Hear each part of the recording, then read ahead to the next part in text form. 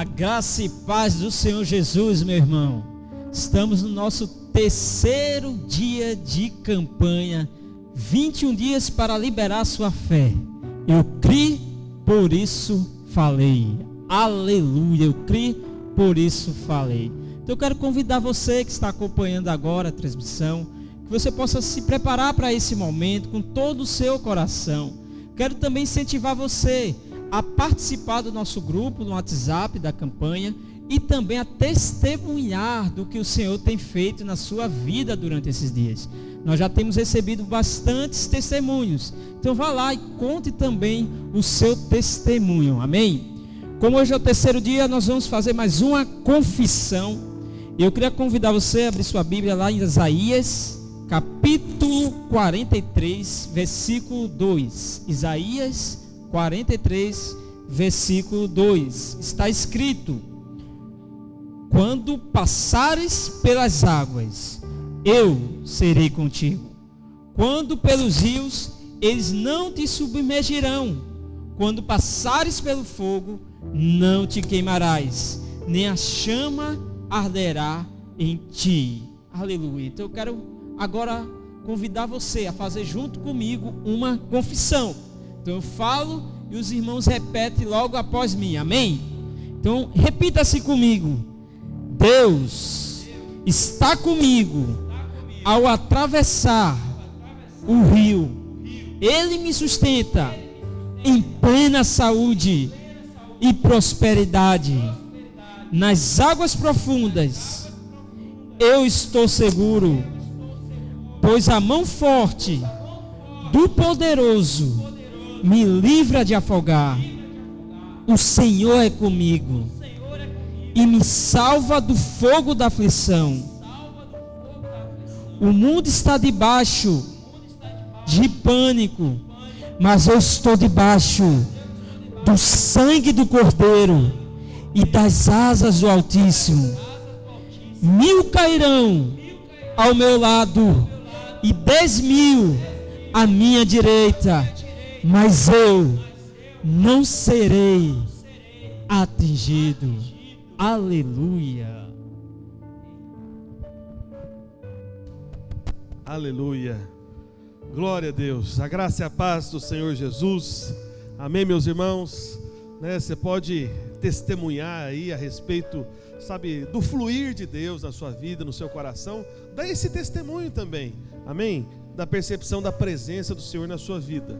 Então, nos primeiros dias do jejum, tem toda aquela resistência, às vezes aquela dor de cabeça, mas quando você insiste nesse caminho de esmurrar o seu corpo, como disse Paulo lá em 1 Coríntios, quando você decide ficar desse lado aqui da batalha, do lado do Espírito, porque o Espírito milita contra a carne e a carne contra o Espírito, quando você está se inclinando aqui para fortalecer o Espírito e enfraquecer a sua carne, você começa a perceber um fluir maior da parte de Deus. Eu não sei quanto a você, mas eu estou percebendo isso.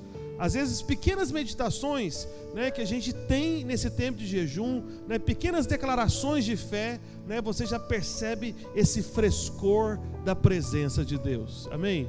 E eu quero estimular você, mais uma vez, como eu tenho procurado fazer cada dia, para você preparar esse ambiente da sua casa, para você receber a palavra. A palavra é uma pessoa, a palavra é Cristo Jesus, amém? Você lembra da história de Zaqueu? O que aconteceu com Zaqueu?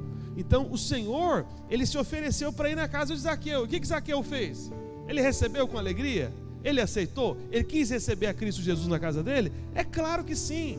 Por isso eu digo para você, meu irmão, a partir do momento que você prepara a sua casa para receber a palavra, para receber o verbo vivo de Deus, meu irmão, prepare-se, porque assim como foi na casa de Zaqueu, vai ser na sua casa também. Haverá salvação, haverá livramento, haverá libertação, haverá milagres, haverá especialmente um liberar de fé na sua casa.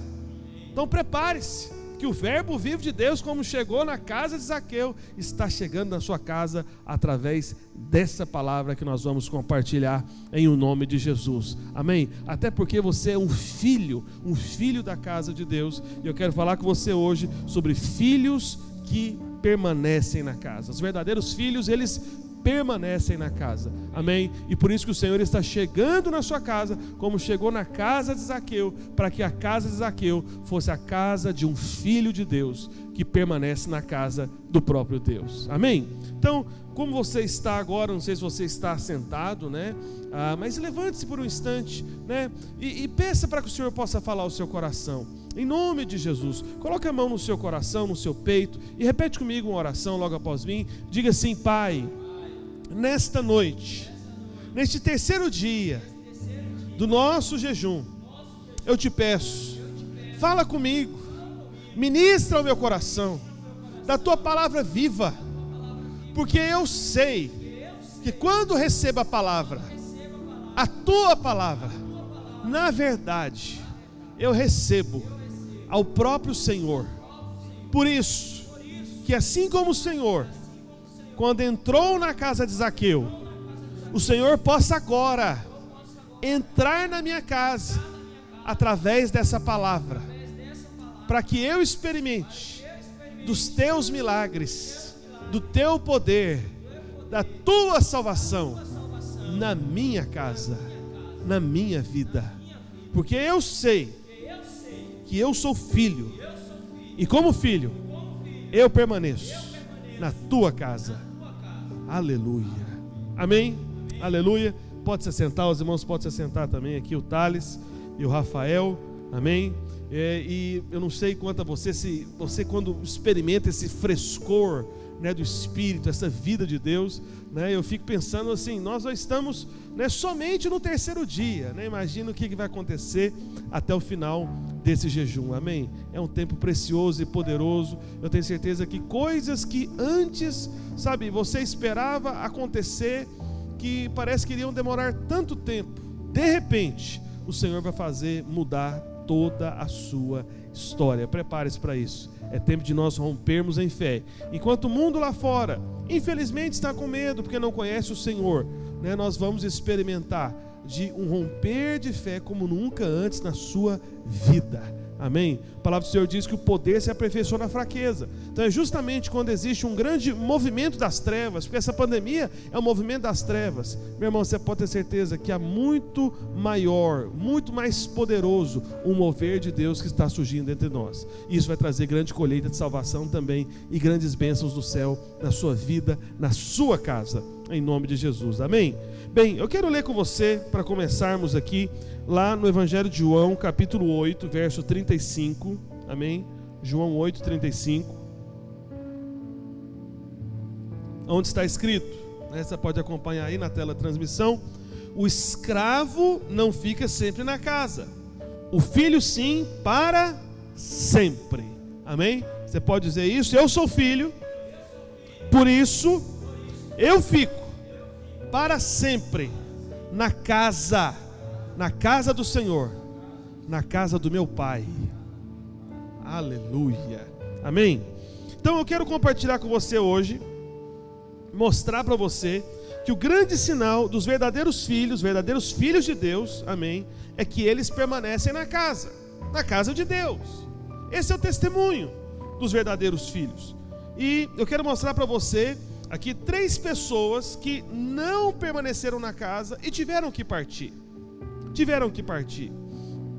E a primeira pessoa que eu quero mostrar para você é Adão, né? Você sabe da história, né? Lá em Gênesis, Adão, ele não permaneceu porque não se tornou filho, né? Ainda que eu devo abrir um parênteses aqui, porque num segundo momento, né, ele teve testemunho de fé. Mas no primeiro momento ele não permaneceu na casa, naquela que seria a casa dele até por um primeiro momento, um primeiro instante. Porque se Adão tivesse comido da árvore da vida, ele teria ficado na casa, naquele jardim do Éden. Mas o que aconteceu com Adão? Ele foi expulso do jardim, ele foi colocado para fora da casa. Aquele era um tipo de casa para ele. Agora entenda, Deus é vida, né? Como eu disse ontem, né, no segundo dia, né, citando João 14, Jesus disse que é o caminho, a verdade e a vida. Então o nosso Senhor, Ele é vida. E você sabe que lá no jardim, né, tinha a árvore da vida, e a árvore da vida estava no meio do jardim. Qual que era a intenção de Deus naquele instante? Era que Adão comesse do fruto da árvore da vida. mas você sabe da história. Adão comeu do outro fruto, né? Foi influenciado ali pela sua esposa, que foi influenciada pela serpente. Ele também acabou sendo subjugado pela serpente e comeu do fruto da árvore do conhecimento do bem e do mal. Ele não comeu do fruto da árvore da vida.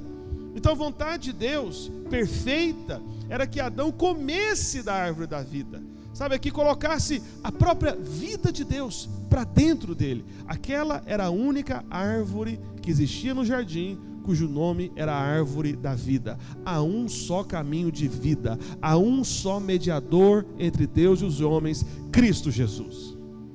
Entende? E deixa eu contar uma curiosidade para você aqui a respeito do nome da nossa igreja, Videira, né? Por que nós nos chamamos de Videira? Existe um grupo de estudiosos da palavra que eles chegaram à conclusão, né? Não é uma conclusão definitiva, né? Mas é uma suspeita espiritual, vamos assim dizer, né? É uma conjectura, né, da fé. Jesus, ele se comparou nos evangelhos, né, no evangelho de João mais precisamente, com a videira. Ele disse: eu sou a videira. Você se lembra disso? Então, o que alguns homens de Deus, estudiosos da palavra, desde o passado, né, estudiosos muito sérios da palavra do Senhor, eles chegaram a afirmar que provavelmente a árvore da vida era uma videira. Entende? Era uma videira. Por quê? Porque Jesus, ele apontou para si mesmo como videira. Então é como se Jesus estivesse dizendo: olha, eu que sou aquela árvore da vida que estava lá no jardim, eu que sou aquele pelo qual Adão deveria ter se alimentado, para que ele recebesse da minha própria vida, a própria vida de Deus. Entendeu isso? Então pé de manga é mangueira, então a mangueira dá manga, né? Pé de limão, né? O limoeiro dá limão, mas pé de videira, né? A videira, aliás, dá o quê? A videira dá vida. Aleluia. Você está vendo como é que na língua portuguesa até para dar para a gente fazer, né, essa conjectura, como eu estou dizendo para você. Por isso nós nos chamamos videira, porque Jesus é a videira. Amém? Então a árvore da vida ali era Cristo Jesus. E quando a gente fala dessa árvore da vida, era para provocar justamente um novo nascimento, o nascimento de uma nova natureza no homem. E o novo nascimento, como a gente viu ontem, né, não é uma questão de mudança de comportamento ou mudança de hábitos, mas é uma questão de receber uma vida que nós não tínhamos antes. Então esse fruto da árvore da vida simbolizava justamente essa comida. Amém? Por isso que, para dar testemunho da nova aliança, é como se nós estivéssemos voltando para aquela experiência. Nós comemos da carne de Cristo Jesus e tomamos do seu sangue. E o sangue é representado justamente pelo quê? Pelo produto da videira. Amém? Então, nós tomamos do cálice da videira, da vida de Cristo Jesus. Amém, meus irmãos? Veja bem, essa vida que era para ter sido colocada para dentro de Adão e de Eva, é a vida Zoe, é a vida que Deus mesmo usa para viver, é a natureza incriada. Observe, eu estou falando da natureza incriada, ou seja, uma natureza que não foi criada, porque Deus nunca teve começo. Jesus sempre existiu, o Pai sempre existiu, o Espírito sempre existiu. É uma vida eterna em relação ao passado, não somente em relação ao futuro. Porque quando a gente fala de eternidade, né, de vida eterna, a gente normalmente pensa somente em relação ao futuro. Mas quando a eternidade se aplica a Deus, ela não é somente em relação ao futuro, mas é em relação ao passado. E essa vida que nunca teve início, que nunca começou, que é a própria vida que Deus vive, essa vida foi colocada para dentro de você. Amém? E a palavra que traduz esse entendimento é justamente a palavra Zoe, a natureza eterna de Deus. E o que faz de você filho é comer da vida de Deus, comer da árvore da vida. Então todos aqueles que nascem de novo, é como se ele tivesse uma segunda chance, sabe, de acesso ao jardim, e toma e come do fruto da árvore da vida. E nós sabemos que a árvore da vida é Cristo Jesus, e Jesus disse: eu sou a videira. Amém? Por isso você está se alimentando da árvore da vida. Agora, para você compreender isso melhor, vamos fazer a seguinte comparação. Pense no novo nascimento, que é essa mudança de natureza, quando você come do fruto da árvore da vida, como se fosse uma mudança de reino. Amém? Uma mudança de quê mesmo? De reino. Amém? Você que está em casa aí, fala mais alto para eu conseguir ouvir daqui, ok? Então um reino, ele nos fala de pelo menos 3 coisas. Quantas coisas? Três coisas. Em primeiro lugar, um reino fala de uma esfera. O que é uma esfera? Esfera é o lugar que aquele reino alcança. Entende? A esfera é como se fosse um alcance, um território desse reino. Amém? Em segundo lugar, um reino fala também de um grupo de pessoas. Todo reino tem que ter os seus súditos, aquelas pessoas que compõem o reino. Amém? E em terceiro lugar, um reino, ele fala também de um tipo de natureza. Como assim? Por exemplo, só pertence ao reino vegetal aquilo que é vegetal. Só pertence ao reino mineral aquilo que é mineral. E só pertence ao reino celestial aquele que vem do céu. Você recebeu a vida daquele que veio do céu. Você faz parte do reino celestial. Amém? Então o reino dos céus envolve todos esses três aspectos. Ou seja, é um lugar para onde nós iremos. Amém? Para o céu, para a glória. E o reino dos céus é também um grupo de pessoas, esses que nasceram de novo, que comeram do fruto da árvore da vida. Amém? E agora, né, essas pessoas que pertencem e reconhecem Jesus como Senhor e Rei. E por fim, por último, é também uma mudança de natureza. Então, assim como, né, somente os vegetais pertencem ao reino vegetal, somente os filhos de Deus, nascidos do Espírito, pertencem ao reino dos céus, que é espiritual. Quem é nascido de carne é carne, mas quem é nascido do Espírito é Espírito. O reino de Deus é um reino do Espírito. Deus é Espírito, você é Espírito. É um reino espiritual, o reino dos céus. Amém? Por isso, o novo nascimento é uma mudança de natureza. Não se esqueça disso. Natureza, mas o que é natureza? Não é o que é natureza? Porque o novo nascimento é mudança de natureza. Mas o que é natureza? Você pode estar perguntando. Natureza é o seguinte: é aquilo que nós fazemos de maneira espontânea, sem ninguém nos ensinar. Você está me entendendo? É aquilo que a gente faz de maneira espontânea, sem ninguém nos ensinar. Eu me lembro, quando eu era um novo convertido, né, ontem eu citei um exemplo, né, como que aconteceu no início da minha fé. Eu quero citar um outro exemplo para falar justamente dessa mudança de natureza. Quando eu tive encontro com o Senhor Jesus Cristo, né, o Senhor Jesus me achou, me salvou, amém, me converteu, né, porque não somos nós que nos convertemos, é Ele que nos converte, amém. O que aconteceu? Nesse período da minha vida, né, quando o velho homem, né, eu tinha uma vida bastante imoral, bastante ímpia. Eu estava me relacionando com 3 mulheres ao mesmo tempo. 3. O negócio era complicado. Era complicado. Só que assim que eu nasci de novo, essa nova natureza entrou dentro de mim. E sabe qual que é a natureza que entrou dentro de mim? É a natureza santa de Deus. Deus é santo. Amém? E aí o que acontece? Naquela época, nem era tão popular, sabe, essa mensagem da corte. Na verdade, no início da minha conversão, isso ainda estava sendo formado, né, na videira. E aí, assim que eu nasci de novo, primeira coisa que eu fiz, acabei com todo relacionamento com essas mulheres. E uma coisa que eu decidi em Deus, eu me lembro até hoje, eu fazia faculdade de administração de empresas lá em Goiânia. E na faculdade, era uma faculdade particular, grande, né? E por vários momentos tinha várias salas vazias. E aí eu procurava nos intervalos essas salas vazias para ler a Bíblia e para orar. Dobrava meus joelhos lá na presença do Senhor. E eu me lembro que numa daquelas salas vazias, teve um momento que eu nunca me esqueço. Foi quando eu pedi para o Senhor o seguinte, falei: Senhor, me ajuda para que eu consiga me separar para minha futura esposa. Eu falei para o Senhor: Senhor, se o Senhor me capacitar, eu quero me relacionar somente com aquela que vai ser a minha esposa. Sabe, foi um pedido que eu fiz para o Senhor. Isso não acontece com todo mundo, entende? Não tem nenhum problema, não quero condenar ninguém aqui que de repente fez a corte com uma pessoa, com 2 pessoas, até descobrir aí quem que era de fato aquele enviado do Senhor para a sua vida. Mas acabou que comigo, eu consegui, sabe, o Senhor me deu essa graça, não é um mérito meu, eu pedi e isso o Senhor me deu. Então o que aconteceu?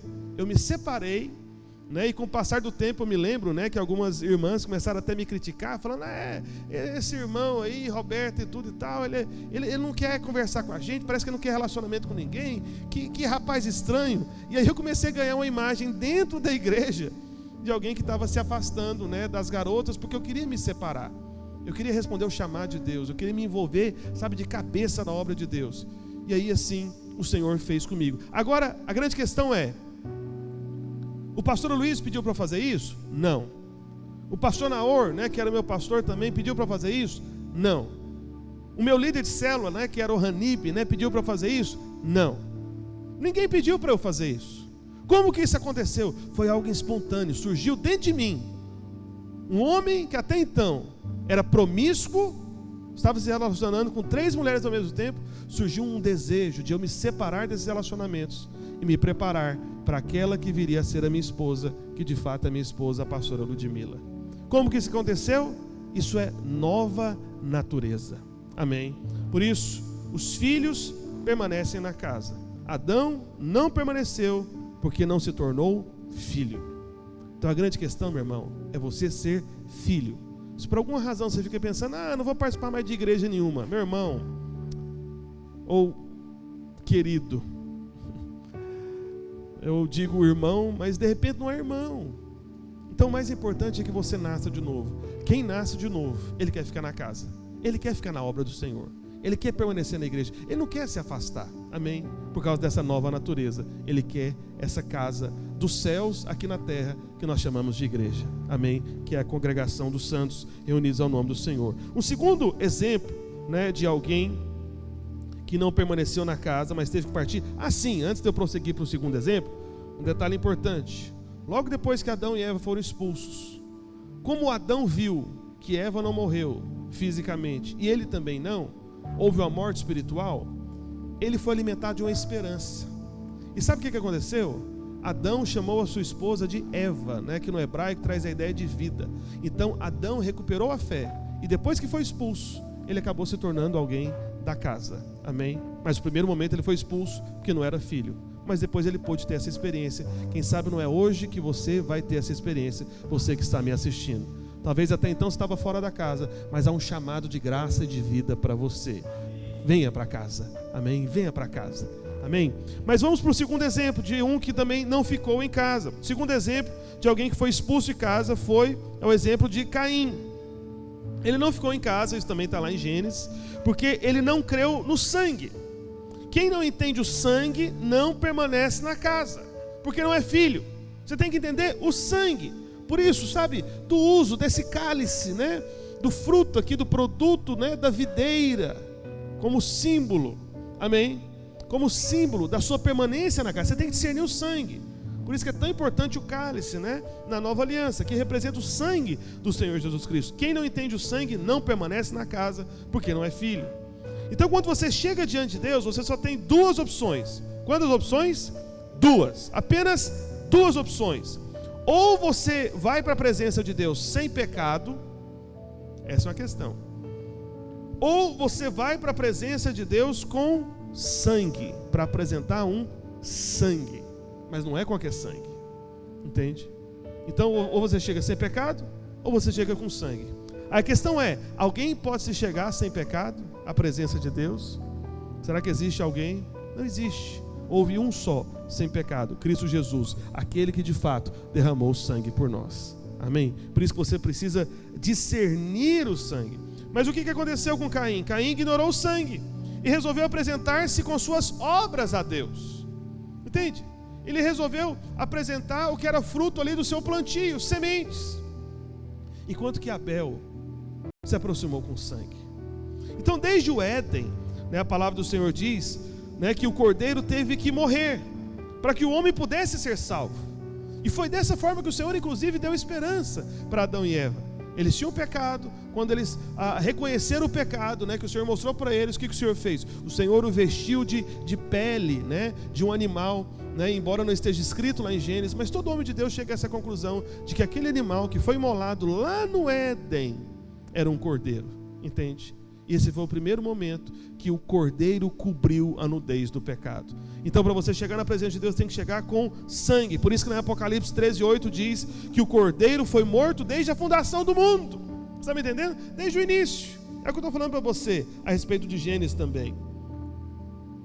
E quando o homem traz a oferta sem o sangue, o que ele está dizendo em outras palavras? É como se fosse o seguinte: olha, eu não sou um pecador, eu não preciso que o inocente morra por mim, eu não sou culpado. Então, quando você chega querendo falar para Deus, Deus, eu estou aqui na tua presença porque eu tenho me comportado bem. Deus, eu estou aqui na tua presença, sabe por quê? O Senhor percebeu, eu dei uma melhorada, hoje eu nem xinguei. Deus, o Senhor percebeu que eu estou melhorando. Antes eu chegava atrasado no trabalho todo dia, não estou chegando atrasado, estou chegando até antes da hora. Quem chega dessa forma na presença de Deus é como Caim. Esse não vai conseguir permanecer, porque ele está chegando baseado nas suas próprias obras, nos seus próprios frutos. Então esse que é o significado do caminho de Caim. Então é uma religião baseada na obra humana. Então quando isso acontece, você é expulso da casa. Não vai ter lugar na casa para aqueles que ignoram o sangue. E todos aqueles que consideram o sangue, que discernem o sangue, eles estão olhando para a obra de Cristo Jesus. Eles estão reconhecendo que por si mesmos não conseguem, que se faz necessário o sacrifício de um inocente. Na antiga aliança, os animais eram sacrificados, mas na nova aliança, o próprio Cordeiro de Deus que tira o pecado do mundo, Cristo Jesus, homem, veio para ser o sacrifício perfeito, eterno, consumado de uma vez por todas pelos nossos pecados. Por isso nós nos achegamos a Deus baseados no sangue. Quem não apresenta o sangue não consegue permanecer na casa. Então aqui você está entendendo uma chave espiritual. Às vezes tem pessoas que não permanecem na obra do Senhor, é porque não discerniram o sangue. Só que Deus, Ele é tão generoso que Ele falou o seguinte para Caim, lá em Gênesis capítulo 4, verso 7. Se puder colocar esse texto aí na tela, por favor. Gênesis capítulo 4, verso 7. Olha só o que diz. Senhor dizendo para Caim: se procederes bem, não é certo que serás aceito, né? E o proceder bem, que seria apresentar o sangue, não é proceder bem nas próprias obras, mas apresentar o sangue. Essa que é a maneira de você proceder bem na presença de Deus, amém? Aí depois diz: se todavia procederes mal, eis que o pecado jaz à porta. Vou repetir o final. Eis que o quê? O pecado jaz à porta. Veja bem, essa palavra pecado no hebraico é chatá.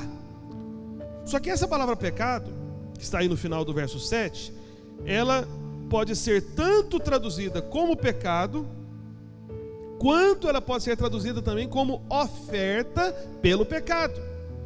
Ou seja, um sacrifício a favor do pecado, para remover o pecado. Ou seja, um sangue derramado para tirar o pecado, entende? Poderia ser traduzido dessa forma. Os tradutores traduziram como pecado, não como oferta pelo pecado, mas pode ser traduzido assim, percebe?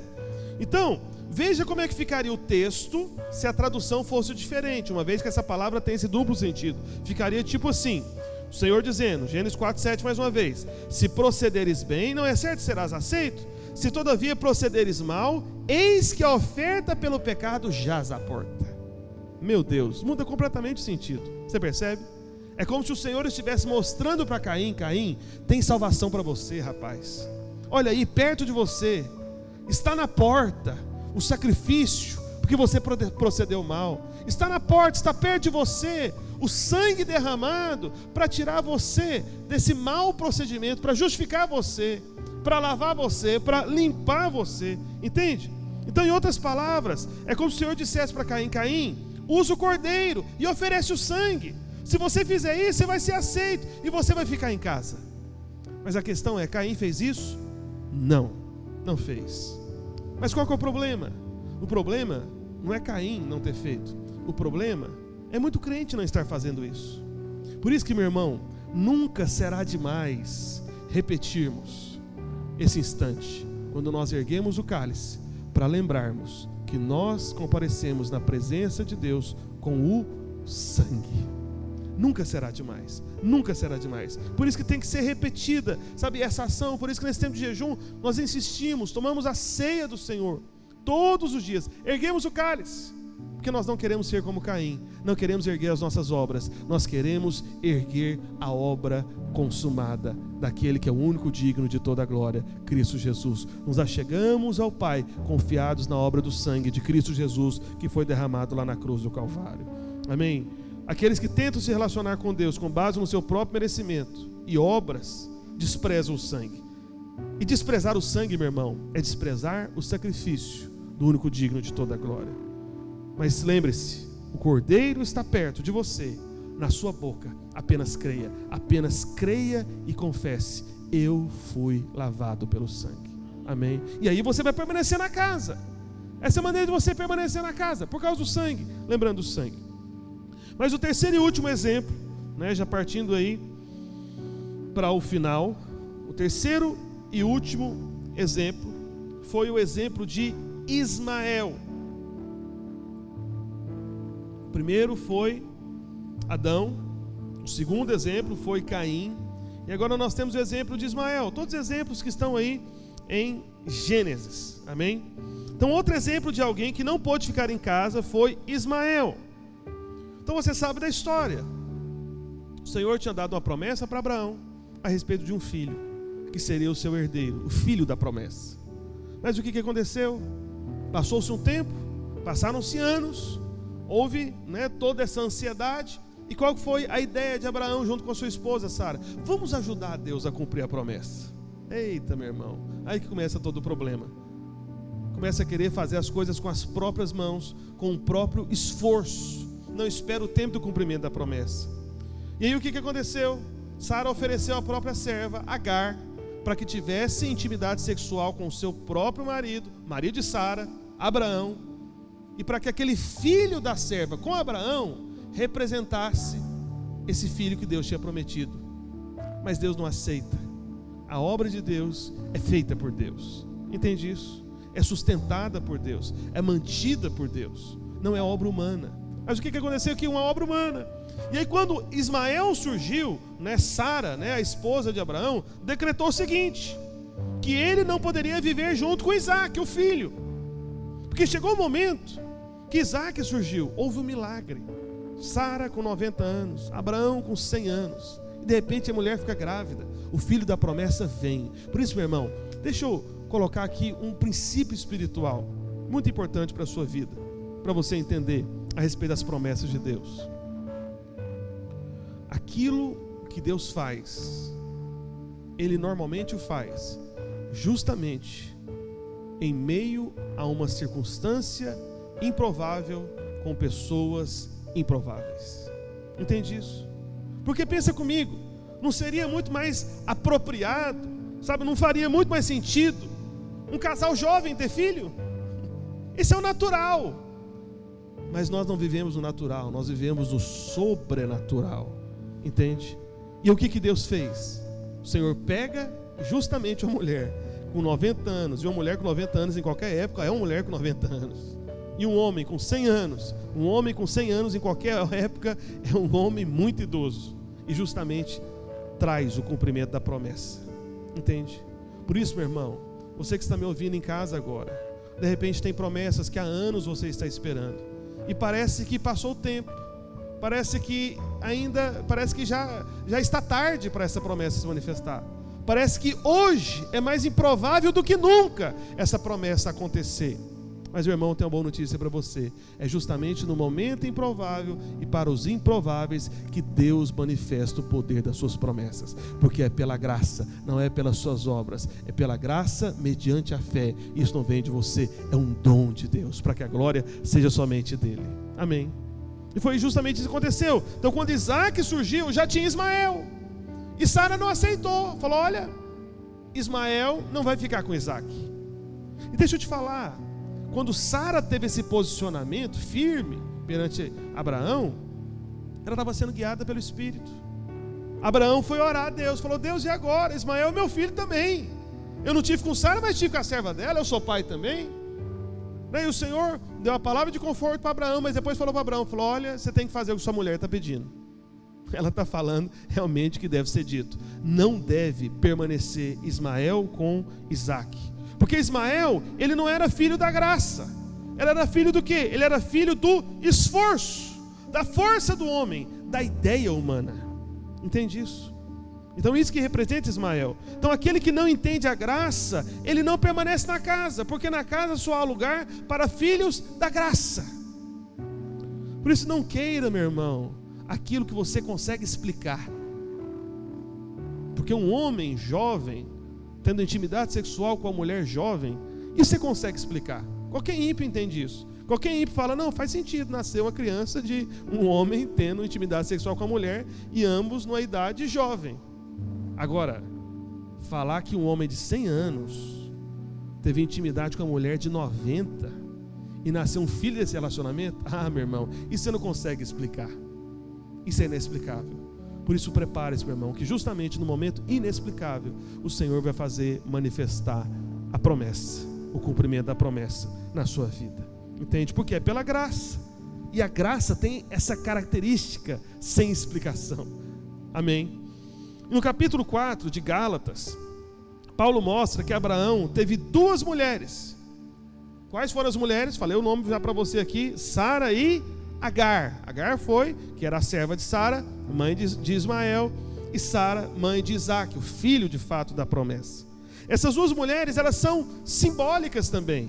Elas existiram, é claro, amém, lá em Gênesis, mas na nova aliança, elas se tornam 2 símbolos para nós. Agar representa a lei, porque ela foi instrumento para gerar um filho da força própria, do esforço próprio, da força humana, enquanto que Sara aponta para a graça de Deus. Depois você pode conferir isso lá em Gálatas 4, eu não vou ler com você. Então tudo aquilo que procede do Monte Sinai, que é o monte da lei, produz o quê? Escravidão. Porém, a nossa mãe é a graça. Como assim, pastor? Sara de um lado e Agar do outro simboliza, na verdade, 2 tipos de mães. É como se Paulo estivesse argumentando com os irmãos daquela região da Galácia, que tinha várias cidades, várias igrejas. É como se Paulo estivesse falando o seguinte: falou, olha, vocês estão falando que Abraão é o seu pai. E é de fato. Porque Abraão é tido como pai na fé dos judeus, é tido como pai na fé dos muçulmanos, é tido como pai na fé dos cristãos. Mas Paulo, quando fala dessas 2 mulheres, é como se Paulo estivesse dizendo o seguinte, falou, olha, não basta você saber quem é seu pai, você tem que saber qual é a sua mãe também. O seu pai pode ser Abraão, mas se a sua mãe for Agar, você está na lei. E aí não fica em casa. A casa não é para os filhos da lei, a casa é para os filhos da graça. Por isso não basta ter Abraão como pai, você tem que ter Sara como mãe, porque somente aqueles que são filhos de Sara são filhos da promessa. Somente aqueles que são filhos de Sara são filhos da graça. Somente aqueles que são filhos de Sara é que permanecem na casa. Entende? Então não é somente uma questão de paternidade, é uma questão de maternidade também. Então é isso que Paulo estava ensinando. Por isso, quem tem sido a sua mãe espiritual? Agar ou Sara? A lei ou a graça? Aí você pode perguntar, pastor, mas como eu vou saber se eu sou filho de Agar, que representa a lei? Eu vou te dizer, aqueles que são filhos da lei, eles vivem confiados no seu esforço próprio, confiam na sua justiça própria, estão sempre tentando merecer a bênção de Deus. Se essa é a sua conduta, meu irmão, você está se comportando como filho de Agar, como filho da lei. Você não vai conseguir permanecer na casa, você não vai desfrutar das bênçãos da casa. Qual casa, pastor? A casa de Deus, a igreja do Senhor. Amém? Não vai conseguir permanecer. Então, por meio do cumprimento de mandamentos, de certas qualidades e características que você acha que tem que ter, você fica tentando merecer o favor de Deus. Mas se é favor, é para quem não merece, entende? É para quem não consegue explicar. Esse que é de fato é o favor do Senhor. Por isso entenda, já foi decretado que os filhos de Agar não podem permanecer em casa junto com os filhos da graça. Entende? Por isso que, deixa eu te falar algo aqui bem sensível e que você vai perceber cada vez mais ao longo desse tempo. Eu não sei se você já ouviu uma acusação que fazem contra nós da videira. É a seguinte acusação: tem gente que fala da videira, e você vai ouvir isso cada vez mais, infelizmente. É que às vezes as pessoas falam o seguinte, não, o pessoal da videira, eles são muito separados do restante das outras igrejas. Entende? Isso por um lado faz sentido, mas por outro lado não. Deixa eu te falar por que faz sentido. É porque é o seguinte, sabe de quem que a gente acaba ficando separado e não consegue conviver? É daqueles que são filhos de Agar, aqueles que são filhos da lei. Não dá, e nem Deus quer, sabe, convivência, comunhão, vínculo entre aqueles que são de fato Isaac e aqueles que são Ismael. Não dá para conviver. Deus não quer, sabe, que fique essa mistura, que fique esse relacionamento entre os filhos de Agar, lei, e os filhos de Sara, graça. Deus não quer. Por isso que Deus falou para Abraão: Abraão, ouça Sara. Ela falou para você mandar embora Ismael. Ismael vai ter que ir embora. Ismael não pode conviver com Isaac. Essa é a questão. Por isso que algumas pessoas não entendem e acham que nós estamos tendo aquela postura sectária, como se a gente quisesse dizer que nós somos melhores, mas é o contrário. Quando você entende a graça, você está se vendo entre os piores. Você está reconhecendo que nada você é. Você está percebendo que não é pelo seu mérito, é apesar do seu demérito. Entende? Então você precisa enxergar a graça. Só que quando você enxerga a graça, e você é não apenas filho de Abraão, mas filho de Sara também, meu irmão, não vai ter conexão, entende? Então quando as pessoas nos condenam, às vezes dizendo, são muito separados, são muito nadeiros, parece que não tem comunhão com outras igrejas, né? Mas a questão é essa: só é possível ter comunhão de Isaac com outro Isaac, amém? Porque tem a mesma natureza. Por isso é importante não ter apenas o mesmo pai, mas a mesma mãe também, amém?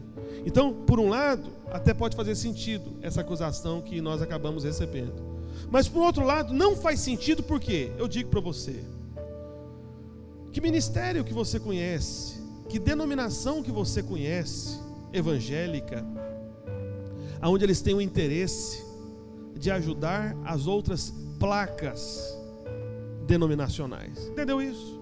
Então nós temos uma associação de igrejas que se chama Vinha, né? O pastor Luísio, anos atrás, poderia ter definido as direções do nosso ministério da Videira como todo mundo normalmente define. Como assim, pastor?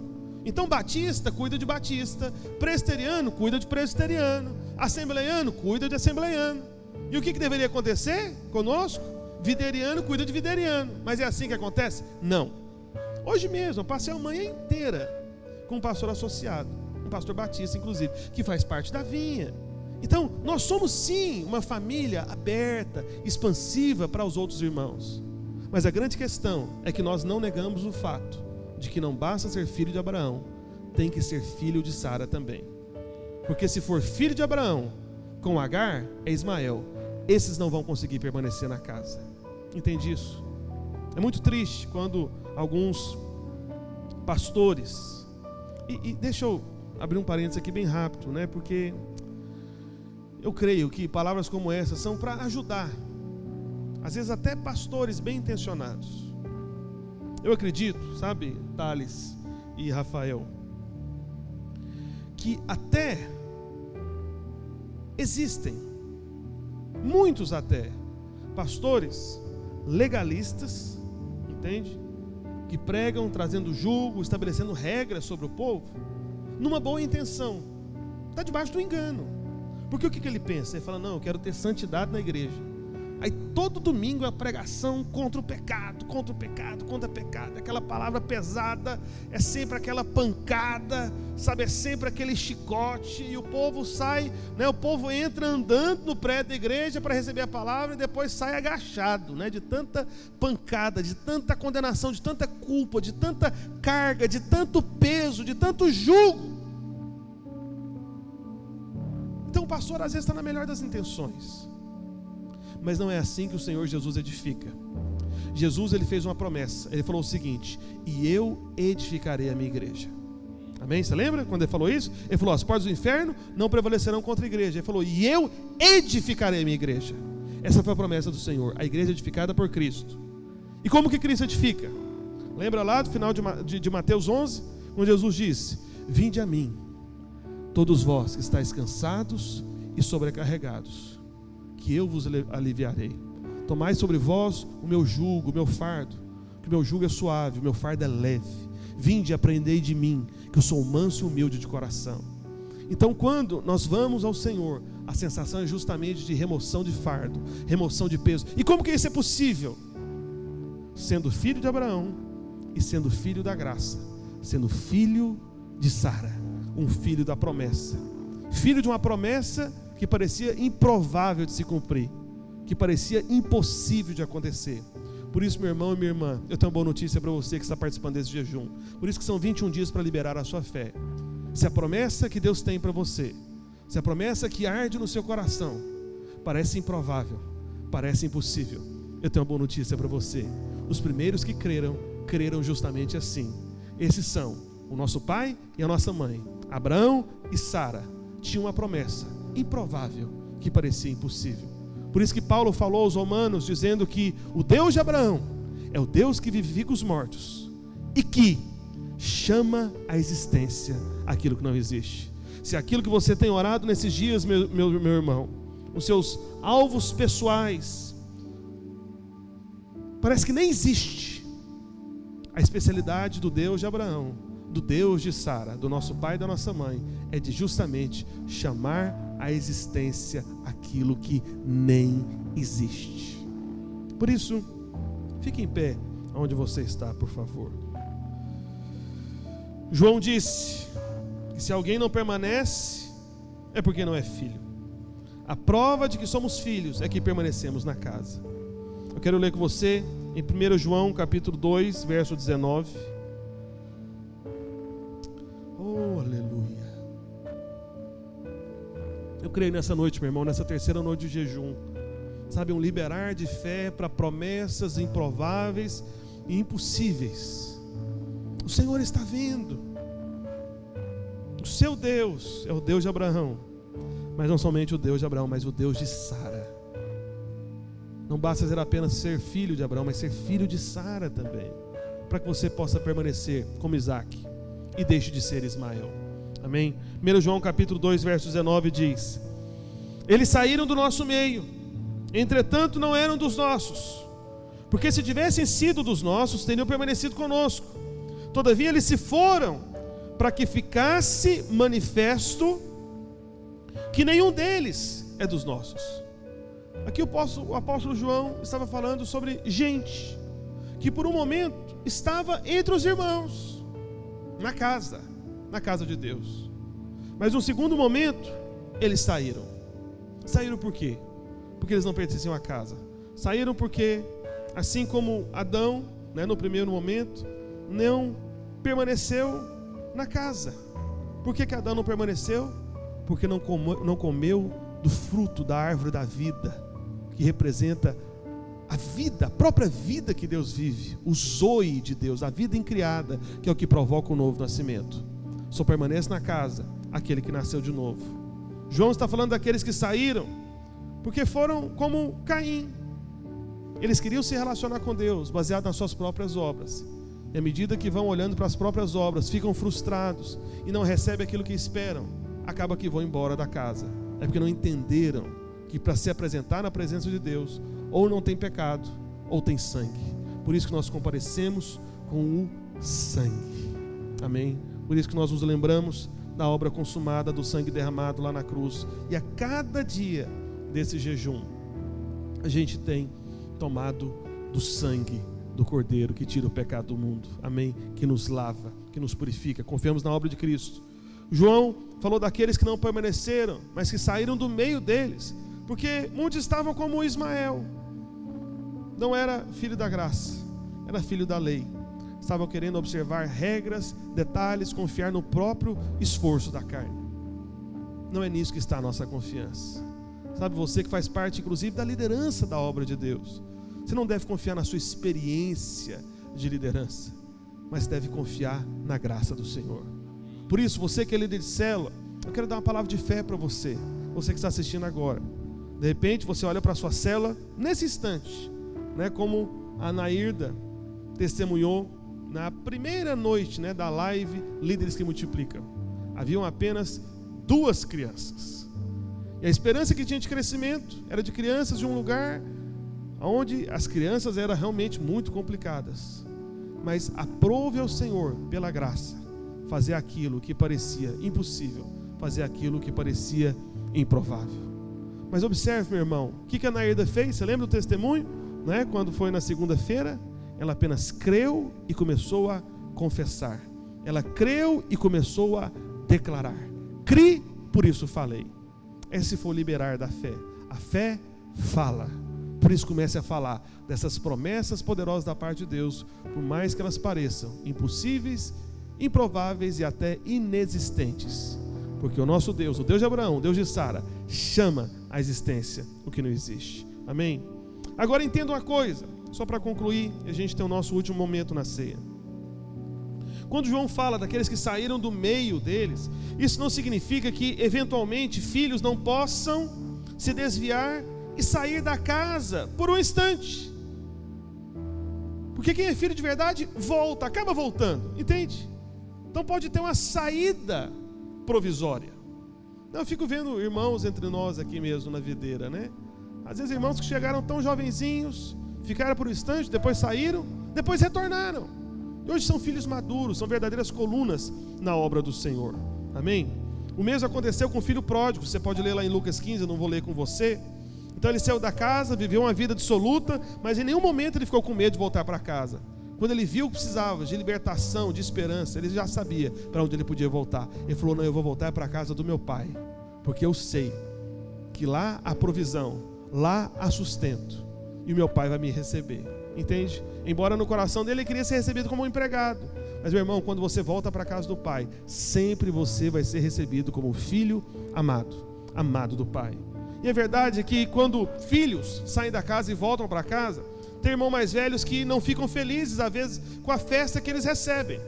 Mas preste atenção no que eu vou dizer para você, meu irmão. O centro da alegria no retorno de um filho para casa é o pai, não é o próprio filho, entende? Por isso, meu irmão, você que está ouvindo essa palavra, você que está assistindo esse vídeo e que se sente afastado, se sente longe da casa, essa é uma palavra da parte de Deus para você. Deus me colocou aqui para falar isso para você. Você não está ouvindo essa mensagem por acaso. A mensagem é o seguinte: filho, volta para casa. Volta para casa. Não importa o que os outros filhos vão pensar. O que importa é o coração do pai. E o coração do pai está cheio de alegria e quer fazer uma festa para que você volte para casa. Por isso, volte para casa, filho. Volte para casa, filho.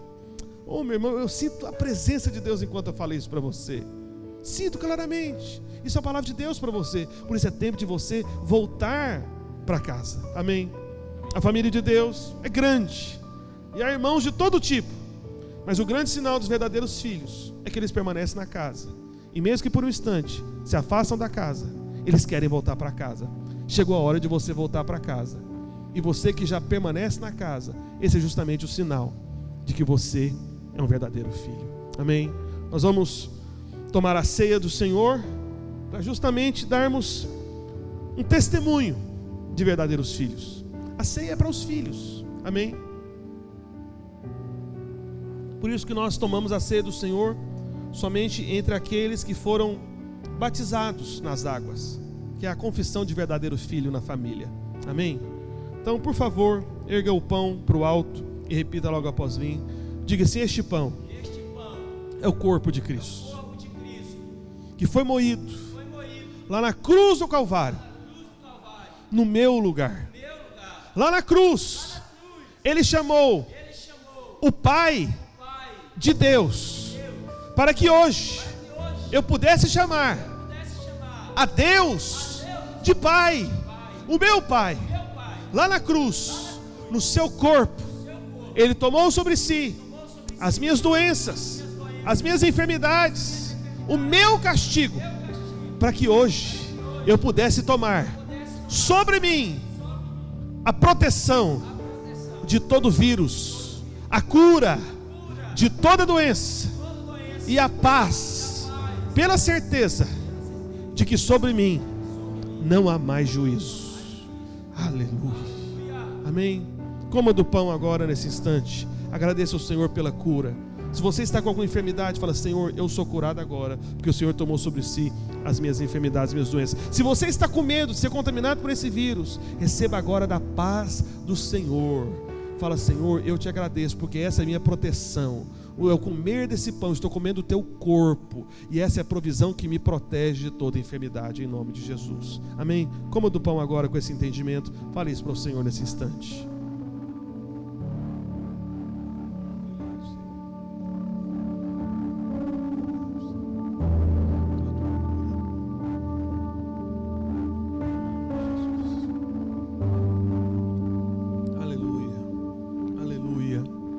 Aleluia. Eu acredito que você, nesse tempo de pandemia, deve estar ouvindo falar de muitas coisas que você deve tomar, que você deve comer, que você deve beber, que você deve fazer para se proteger desse vírus. Mas o que nós estamos fazendo aqui, meu irmão, isso de fato é que protege você e que cura você que talvez esteja doente. Amém? E agora nós vamos erguer o cálice, que é de fato um sinal da vida do próprio Deus, que foi entregue por amor a mim e a você. E esse sangue derramado é o testemunho de que nós chegamos sempre a Deus, não confiado nas nossas obras, mas confiado na obra perfeita de Cristo Jesus, que de uma vez por todas nos livrou de toda a condenação do pecado. A justificativa da doença, a justificativa da maldição, da praga, do juízo, são os pecados. Mas quando nós erguemos o cálice, nós estamos declarando: não há mais motivo para juízo, para a ira de Deus sobre nós, porque ela caiu sobre Cristo Jesus. Amém. Por isso erga o cálice para o alto, declare logo após mim. Diga assim: este cálice é o cálice da nova e eterna aliança, feita no sangue de Jesus.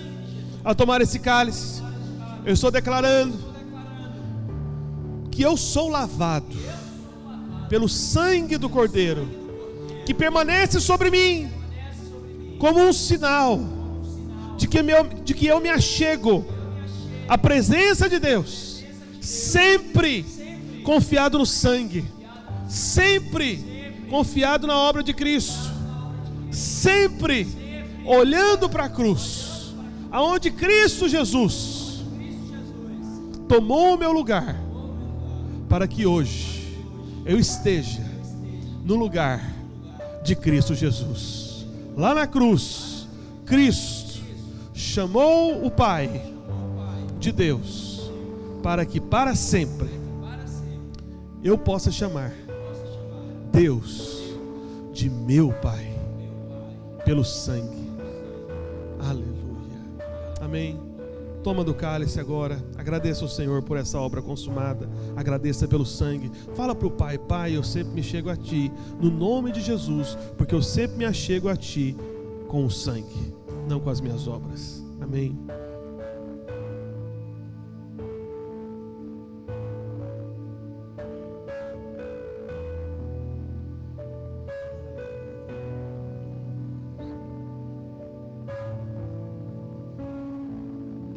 Aleluia.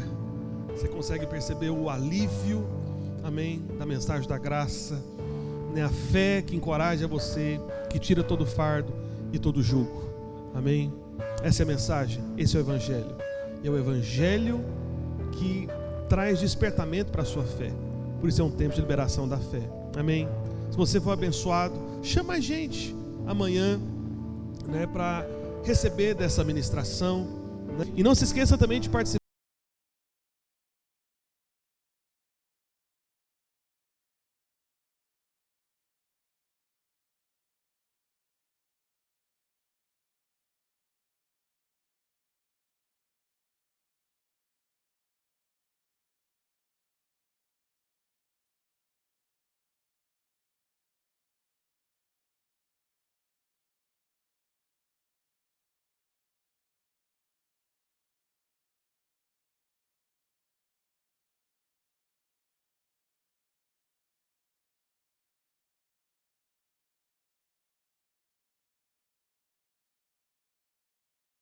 Do momento de oração, o aquecimento, né?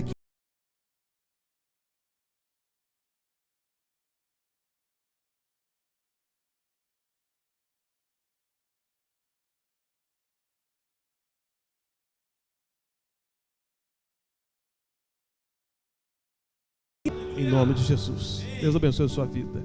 Aleluia. Amém.